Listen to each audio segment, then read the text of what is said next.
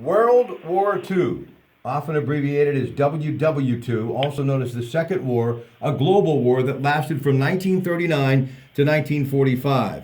And Bob Dvorak, the author of Drive On, Better When Bob, his time as the Associated Press award-winning journalist that he became to be, his time that he spent with the 82nd Airborne during Desert Storm. Bob, before we talk about World War II, saluting Memorial Day, getting ready for our big broadcast at the American Legion Monday in Monaca, one more thing about your book. We've been talking about it all week. The last chapter, All the Way. Tell the folks what you were writing about in that final chapter, All the Way. Well, All the Way is a slogan of the 82nd Airborne. If you give a paratrooper an order, he'll salute smartly and say, "All the way, sir." These are people who know how to get things done. So it was, if you're going to take on a task, you got to see it to completion, to fruition. And it sort of become my own mantra in life is to, if you're going to do something, you got to see it through all the way. And that's the code that I live by to this day.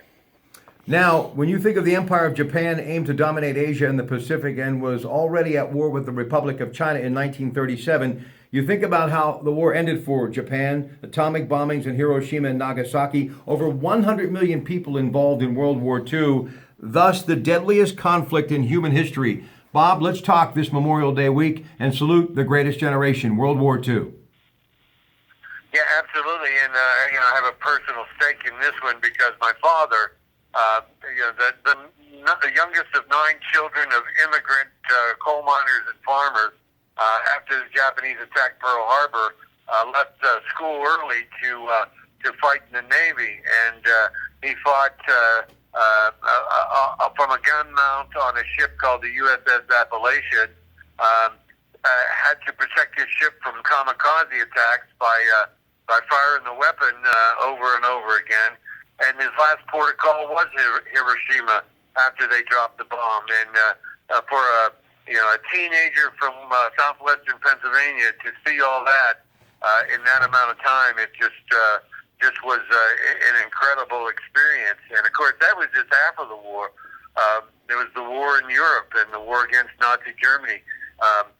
And you hit it right on the head. It was the bloodiest conflict in human history. Just